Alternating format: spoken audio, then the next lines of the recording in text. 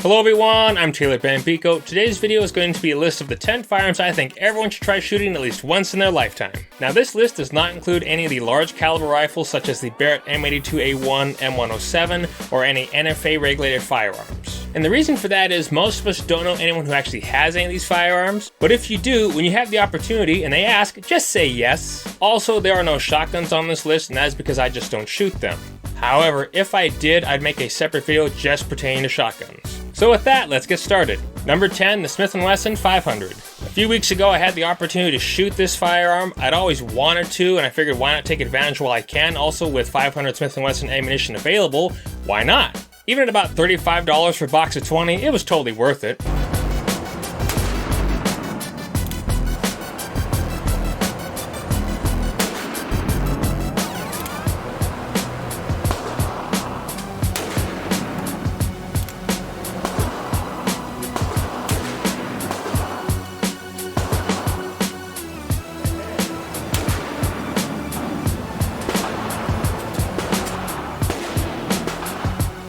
When it comes to recoil, you definitely know you're shooting a large caliber revolver. It's definitely not a firearm I recommend for any new shooters. Number 9, the Beretta 92FS. This particular pistol has a very interesting relationship in the firearms community. That simply boils down to either you love it or you hate it.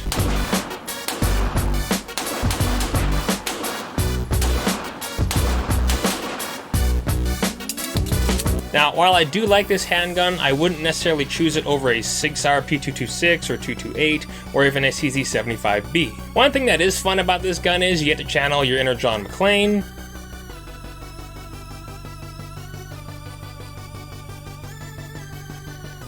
or you can channel your inner Martin Riggs.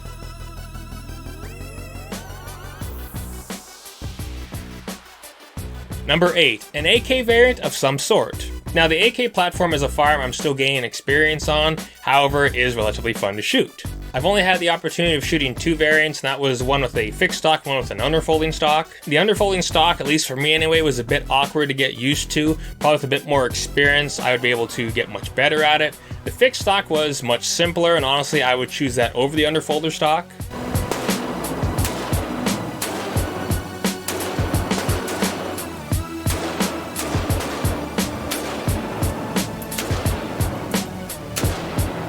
And the great thing about AKs right now is ammunition is relatively easy to find. Number 7, the 1911. You knew a 1911 was going to be on here. While predominantly in 45 auto, you can find 1911s in 9mm, 38 Super, 40 S&W, 10mm, and even 22 long rifle. While I do recommend them in 45, if you have the opportunity to shoot one in another caliber, do take it.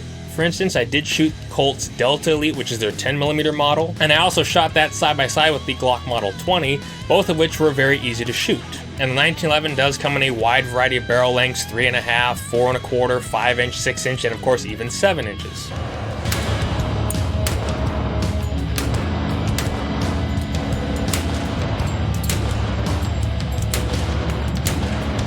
However, there was also one made by LAR which had a 10-inch barrel. And while there are only 4 common barrel lengths for 1911, there are quite a few manufacturers who do make them. So finding one to actually go out and shoot will be relatively simple. Number 6, the Desert Eagle.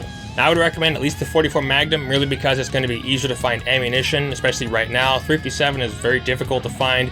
50 Action Express, when you can find it, is relatively expensive. And also you're only getting about 20 rounds, whereas for 44 Magnum you're usually getting about 50 rounds for about the same price.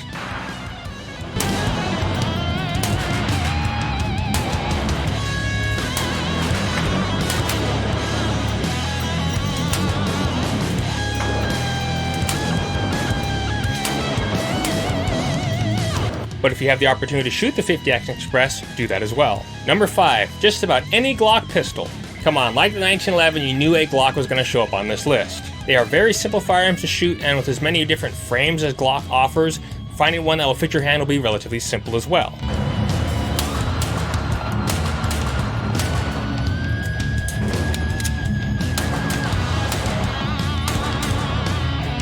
Number 4, Sig Sauer P226. Well, right now the P365 and the P320 is what everyone is really going after.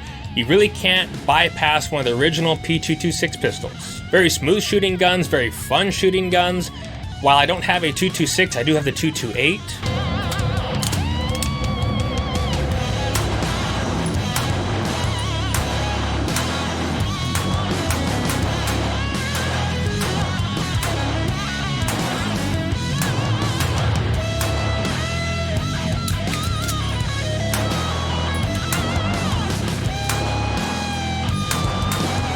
which I will have a dedicated video on that gun here in the future. While the 228 is no longer in production, you can get one known as the M11, which is near identical to the 228. They're also relatively simple to take apart as well. And due to their weight, for new shooters, it's also a relatively simple firearm to learn on. Number 3, a bolt-action 30 caliber rifle. While semi-automatic rifles do dominate the market, a bolt-action rifle really is a lot of fun. A few years ago, I did have a Springfield 1903 rifle chambered in 30-06, which was relatively fun to shoot. There's just something very fascinating about manipulating the action on a rifle like this.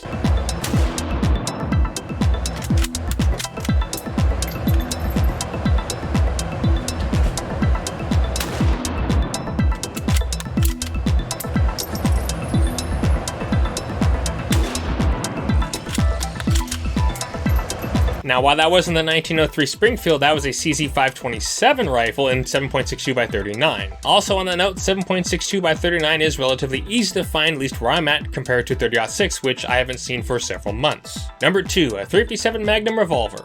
Some people are going to say Colt, some are going to say Smith & Wesson, some are going to say Ruger. Honestly, I've shot all three are great. I might have to lean more towards the Smith & Wesson 686, merely because that's the one I still have. I did have a Python years ago. It was nice. Honestly, I like the Smith a little bit better. That doesn't mean I would never get a Python again, though. I still wish I had it, but it is what it is. The great thing about a 357 Magnum revolver is you can also shoot 38 Special out of it, when you can find ammo. Those two calibers are also very difficult to find right now.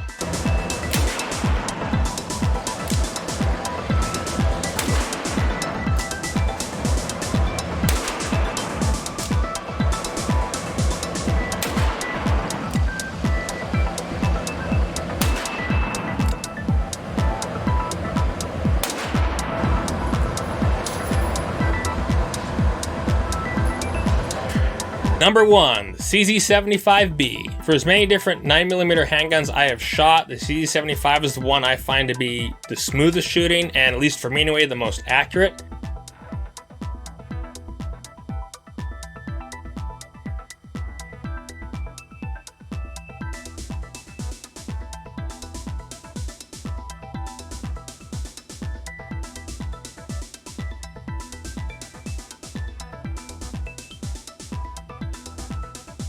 And of course, with an all-steel construction, recoil is very minimal.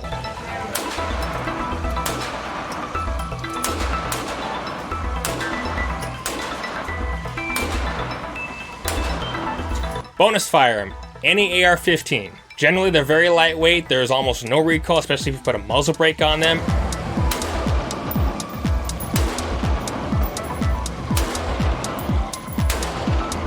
Ammunition, while relatively difficult to find, at least right now, and when you do find it, it's relatively expensive. The option of adjusting the stock also makes it easier for people of shorter stature to handle the firearm as well. And come on, they just look cool.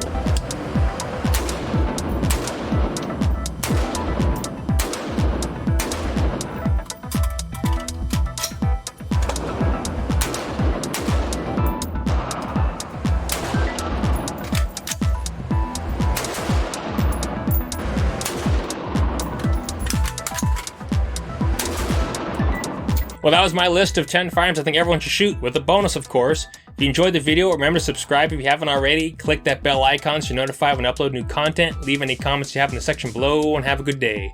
See ya!